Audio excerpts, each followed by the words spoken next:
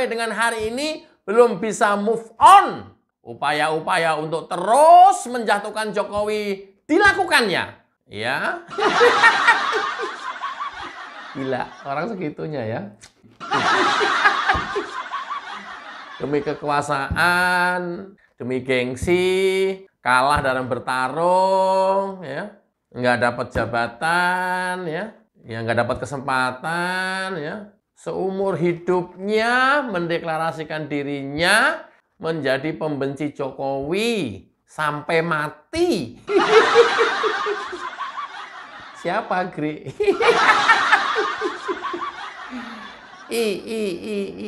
Ya nggak tahu lah, cari sendiri. Coba bayangkan, berbagai fitnah ditaburkan di muka bumi ini dan ditujukan untuk menjatuhkan Jokowi. Dari mulai korupsi, dinasti, PKI, terus apa lagi? Yang II lainnya.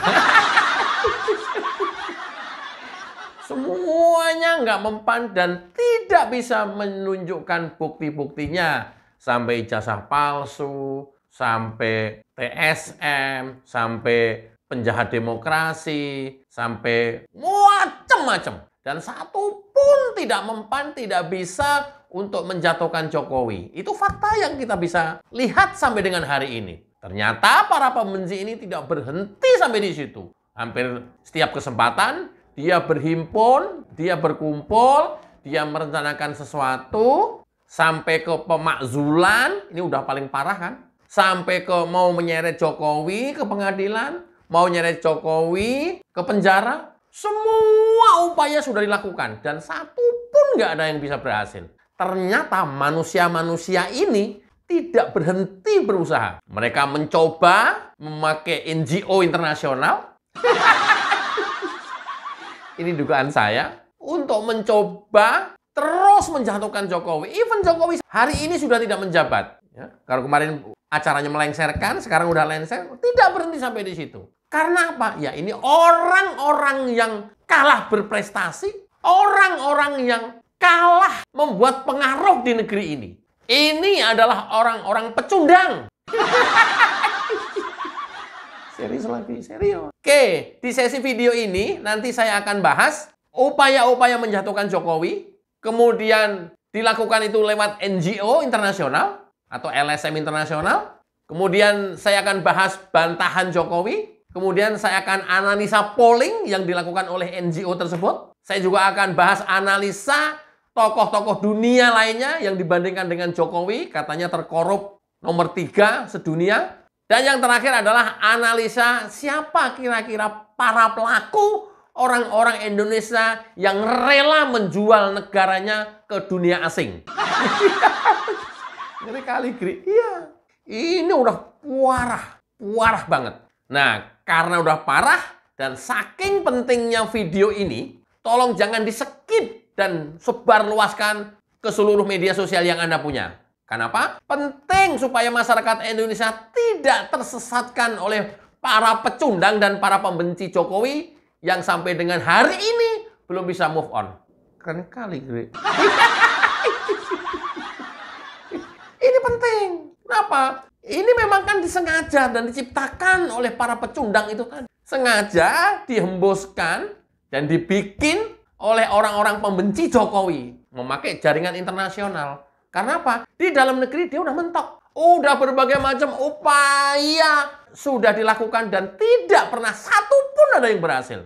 Karena apa? Jokowi nggak ada cacatnya yang seperti dia tuduhkan. Jokowi tidak ada celahnya seperti yang dia ungkapkan. Nggak ada. Itulah kenapa diduga salah satu NGO CCRP yang mengumumkan bahwa Jokowi dinobatkan deretan pemimpin terkorup di dunia. Diduga ada keterlibatannya dengan orang-orang WNI kita yang selama ini memakai jaringan luar negeri. Gila kan? Gila. Ini loh yang menjual bangsa Indonesia. Ini loh yang menjual negara Indonesia. Karena kepentingan syahwat politiknya dan serta kebenciannya kepada Jokowi. Dia nggak pernah mikir itu. Dia nggak pernah mikir Indonesia jelek di mata dunia. Nggak pernah. Nggak pernah. Yang dia pikirkan adalah kepentingan pribadinya. Yang dia pikirkan adalah keuntungan pribadinya. Inilah orang-orang yang tergolong oportunis sejati. Ilagi, Gri. Lupa tadi gua. Ternyata ilagi. Oke ya, karena berita ini santer banget, coba kita dengar bantahan dari Presiden ke-7 Joko Widodo. Apa ada soal nominasi? Sudah ada NGO internasional yang menyebut Pak Jokowi salah satu dari tokoh terkorup di dunia gitu. Ada tanggapan orang itu?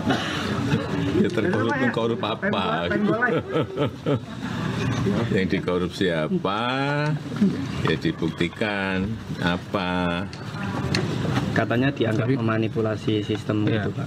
Ada beberapa kriteria memanipulasi pemilu, eksploitasi Ya sumber apa? daya alam. Ya apa? Sumber daya alam apa lagi? Artinya itu tuduhan saja begitu, Pak.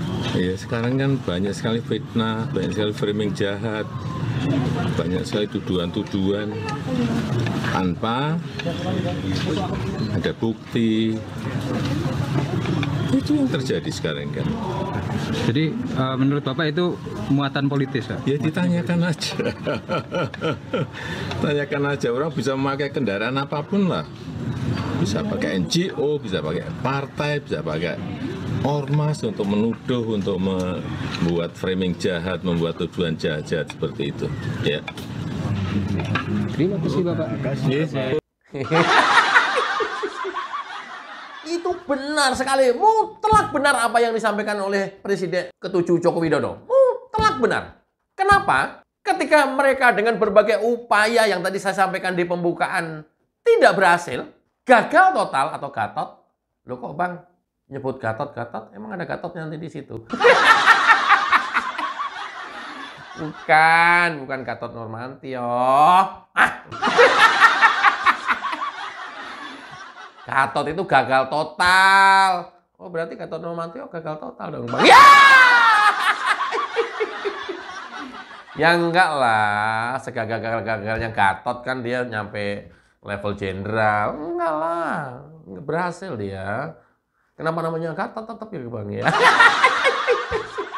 Ya mungkin setelah ambisinya jadi presiden terus atau bagian dari pemerintahan setelah tidak aktif sebagai panglima, mungkin itu yang disebut Gatot mungkin. Kembali lagi, sampai ke situ-situ sih, gua nggak bahas itu.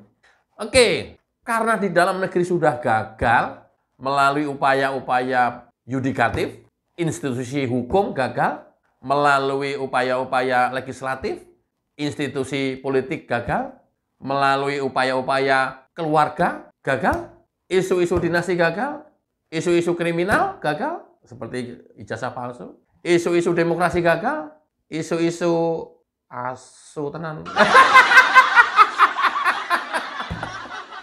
Gagal juga, ingat kan?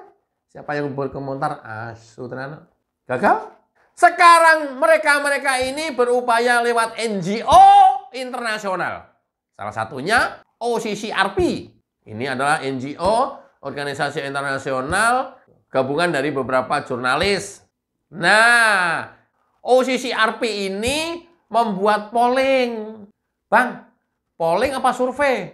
Polling! Bang, sekali lagi, survei apa polling? Polling! Kenapa sih lu nanya berkali-kali begitu? Enggak, Bang.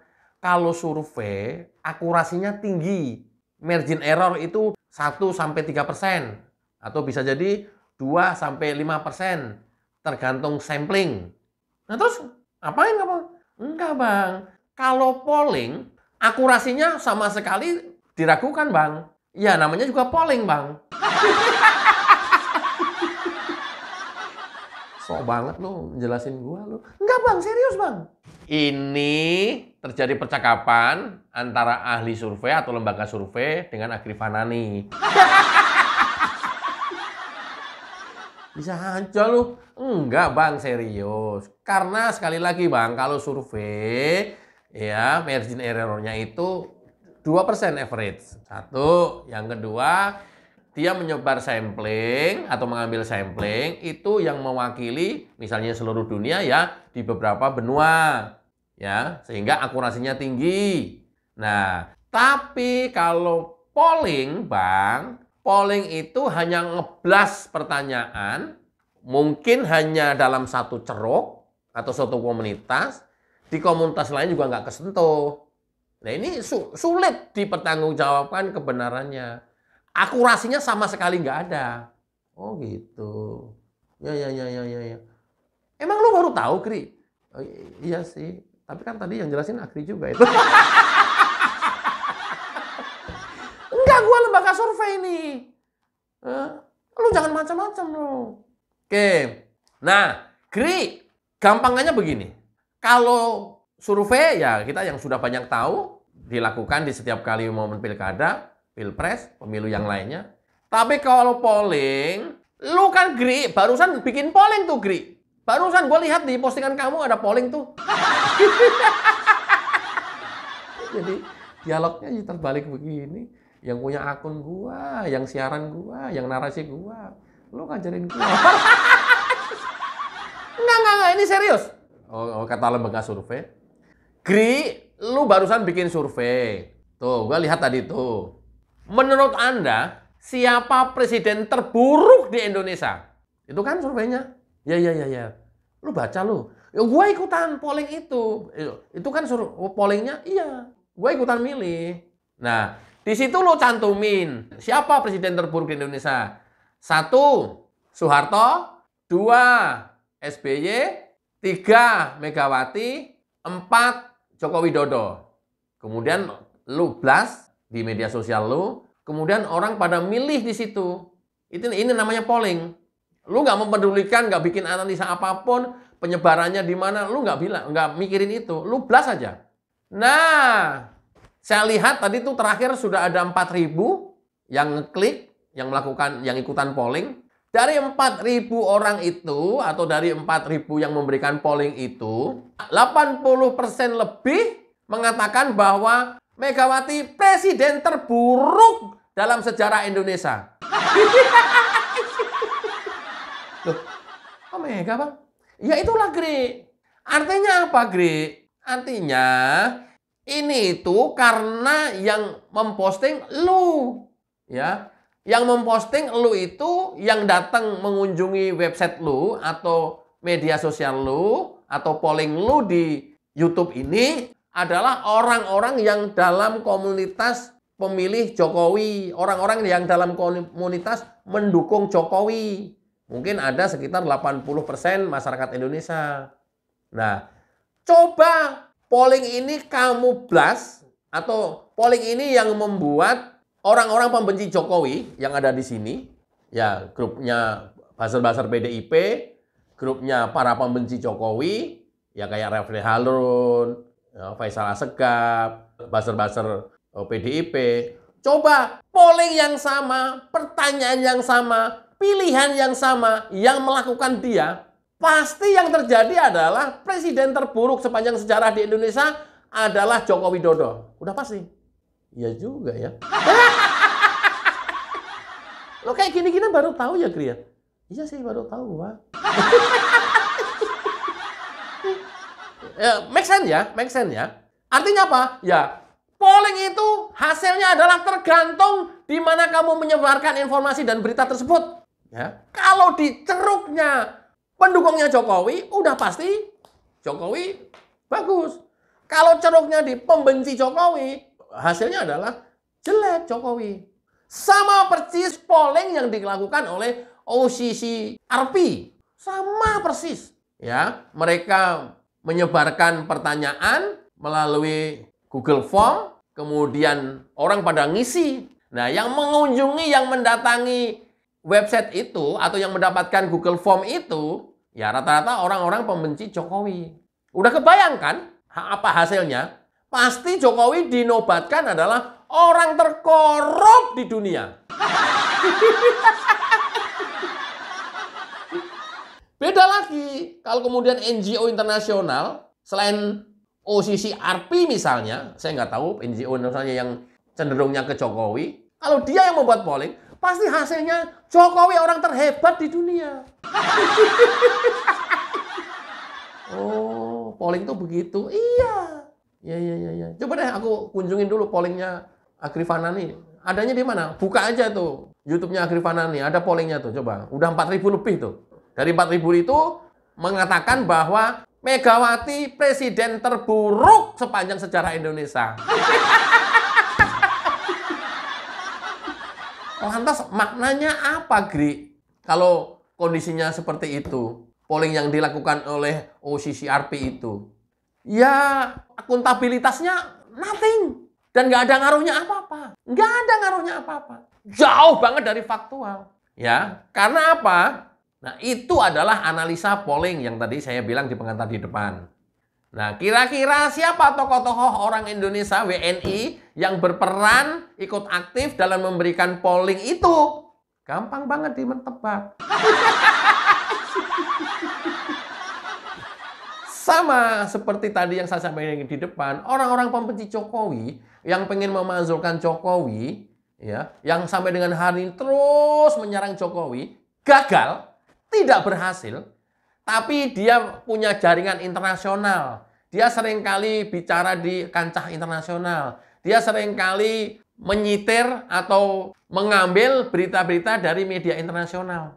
Bayangkan, hasil polling dari NGO atau LSM internasional OCCRP ini, Jokowi ditempatkan nomor 3 orang terkorup di dunia. Nomor 1 siapa, Bang? Nomor 1 itu adalah Bashar al-Assad, pemimpin tertinggi Suriah. Kita tahu Bashar al-Assad itu adalah pemimpin Suriah selama 24 tahun. Jokowi cuma 10 tahun. Ini dari sisi itunya saja ya.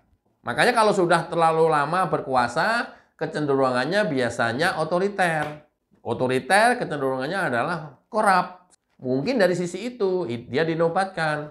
Bandingkan dengan Jokowi. Lantas Jokowi cuma 10 tahun dan itu udah sesuai dengan undang-undang juga. Terpilihnya periode kedua karena memang kepuasan masyarakat Indonesia. Ya? Beda dengan Bashar al-Assad. Jokowi itu dibandingkan dengan itu.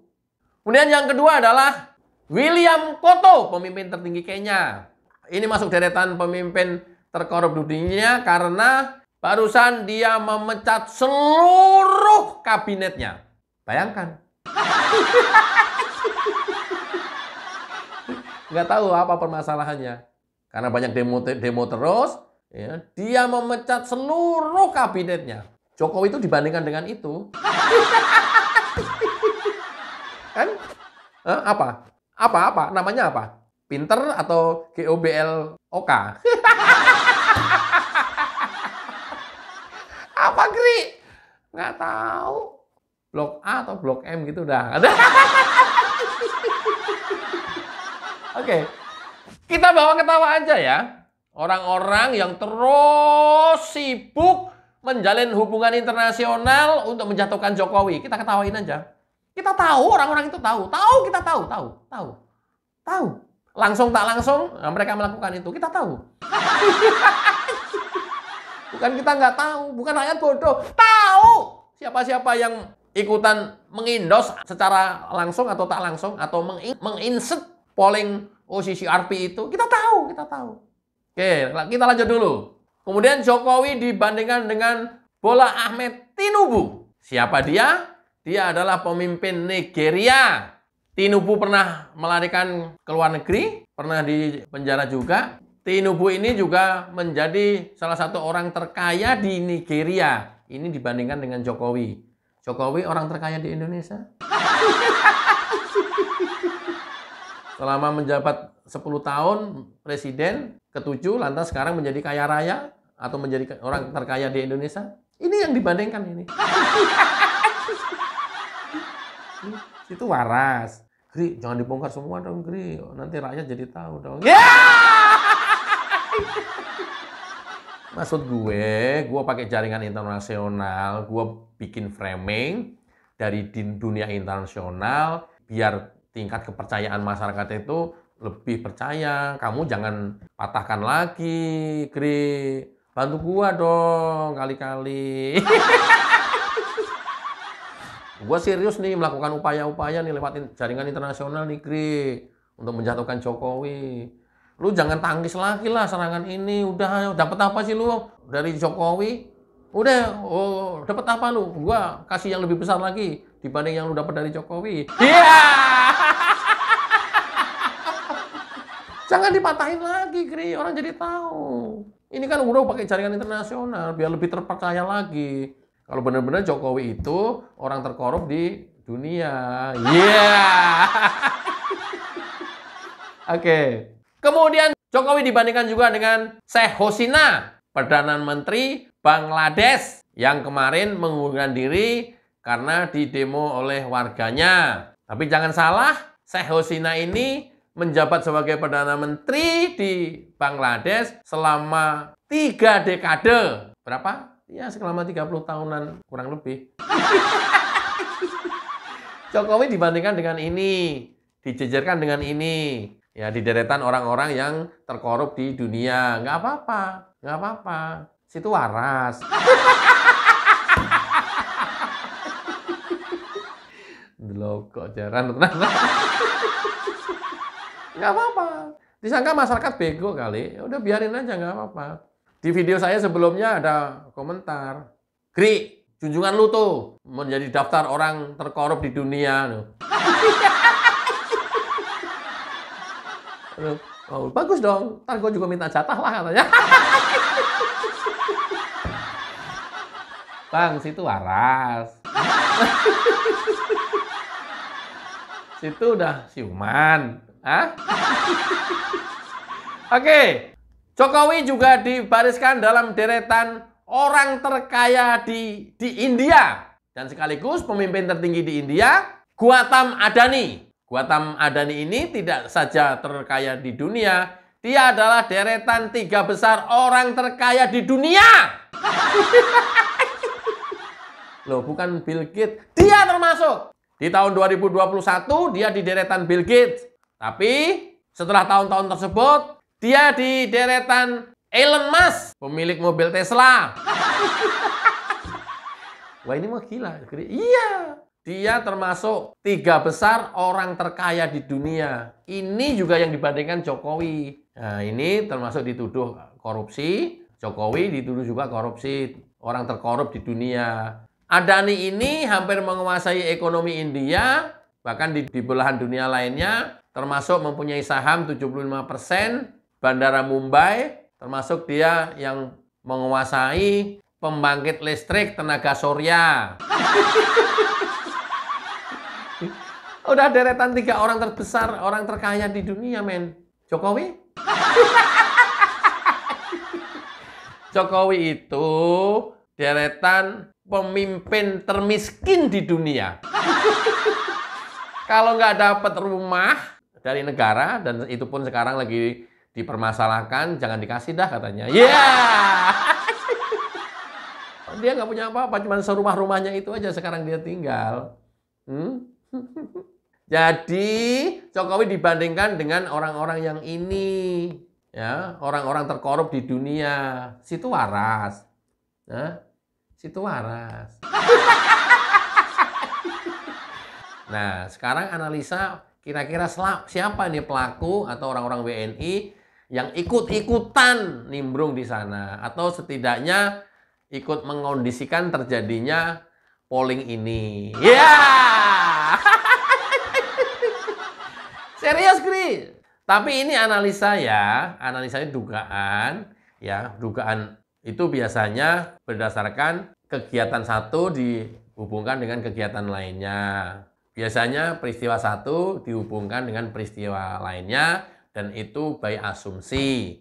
Sangat-sangat subjektif, kebenarannya belum tentu. Makanya saya bilang dugaan. Siapa waktu pada saat gugatan Pilpres di MK kemarin yang selalu menyitir dan mengutip media-media asing, selalu dia refer tuh berita-berita atau media-media asing tentang Jokowi dan demokrasi Indonesia dan serta pelaksanaan Pilpres. Itu semua hampir disitir sama mereka, ya, media-media asing. Di video sebelumnya saya pernah bikin loh. Ini ibarat kata ya kalian menjual Indonesia dong asing kalau terus-terusan seperti ini. Itu waktu itu dilakukan terus-menerus. Dan diduga ya upaya-upaya itu akan terus dikapitalisasi dan mereka akan terus berusaha untuk menjatuhkan dengan cara-cara yang seperti ini. Dugaan. Keren kali kau Gri analisanya. Lah iya ya, siapa lagi? Kan nggak mungkin Pak Tarno yang melakukan.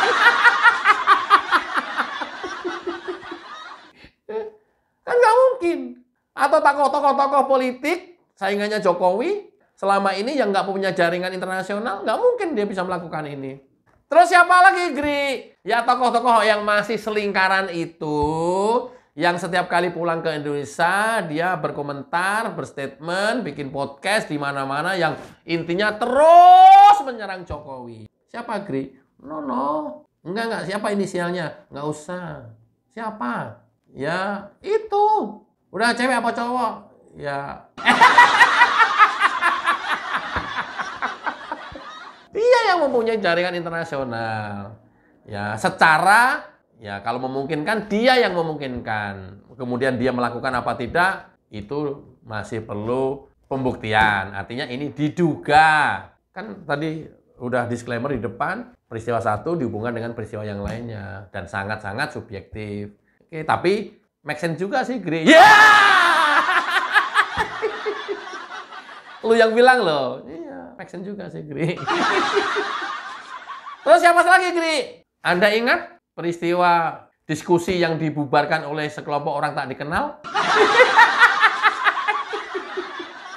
Ya, ingat, Gri. Yang di hotel apa di Jakarta itu kan? Ya, ingat, Gri. Yang orangnya jenggotan itu kan? Ya! Ini nih orangnya nih. Ingat? Dia siapa? Kira-kira dia yang ikutan polling? Enggak, aku bahas dianya aja. Di peristiwa yang lain. Enggak. Adapun nanti akan terkait dengan peristiwa ini, wallahu a'lam bishawab. Dan saya tidak mengatakan itu terkait. Ini nih, siapa namanya ini? Ini nih. Yang jenggotan ini siapa namanya nih? Yang dulu ngadain forum tanah air itu loh, diskusi forum tanah air yang dibubarkan oleh orang tak dikenal. Oh, Tata Kesantara. Nah! Sial lu, kaget gua. Itu benar. Ada kaitannya dengan itu? Enggak. Gua nggak bilang ada kaitannya. Tapi coba inget. Apa ancamannya Tata Kesantara waktu itu? Tentang peristiwa yang dibubarkan itu. Ancamannya adalah dia live seluruh dunia. Setidaknya diikuti oleh 5 benua. Dan dia akan menyebarkan di 5 benua itu. Dan dia diliput oleh media di 5 benua itu. Dan ini adalah menjadi presiden buruk Jokowi di mata internasional. Waktu itu ngomong begitu. Saya nggak tahu apa yang dilakukan upaya-upaya dia setelah peristiwa itu. I don't know. Emang ada hubungannya dengan sekarang? Nggak ada hubungannya. Tapi bahwa waktu itu dia mengeluarkan ancaman seperti itu, kemudian mungkin diduga merasa tidak ada hasilnya, dia melakukan upaya-upaya lain, I don't know. Karena yang namanya polling itu gampang sekali. Dalam tanda kutip, kita bisa ikutan intervensi. Ini nama tokoh Indonesia dong, Jokowi dimasukin aja dalam polling. Serius lu? Serius. Apa dasarnya? Ini nih catatan sejarahnya nih. Ini. Pilpres TSM, pengerahan ASN, Parcok, pemaksaan demokrasi, MK, bla bla bla bla. Semuanya ini gambaran dugaan. Itulah kemudian oleh OCCRP diakomodir, ceplok nama Jokowi dicantumkan, kemudian itu menjadi polling, menjadi pertanyaan. Persis seperti polling yang tadi dibikin oleh Agri Fanani. Siapa presiden terburuk sepanjang sejarah Indonesia? Oke, itu satu. Yang kedua, apalagi kira-kira upaya-upaya WNI yang ikutan mengindos ke sana? Setelah nama Jokowi ceplok di situ, dia mulai memobilisasi orang-orang supaya ngeklik polling tersebut. Sengaja dimobilisasi. Mobilisasi, ceklik. Jokowi ya oke, Jokowi. Muncul nama Jokowi, dia menduduki polling tertinggi misalnya. Angkanya tertinggi misalnya. Dibanding dari daerah-daerah yang lain misalnya. Itu polling. Itu metode pollingnya seperti itu. Jadi sebenarnya nggak ngimpact apa-apa terhadap fakta yang sesungguhnya. Kenapa? Loh, Jokowi sampai dengan akhir masa jabatannya masih approval ratingnya 85% loh. Masyarakat Indonesia puas, cuman kelompok-kelompok yang nggak bisa move on ini yang nggak puas. Ini tidak terjadi di pimpinan dunia manapun. Walaupun kalian menuduh ini rekayasa, terserah, itu faktanya seperti itu. Faktanya apa?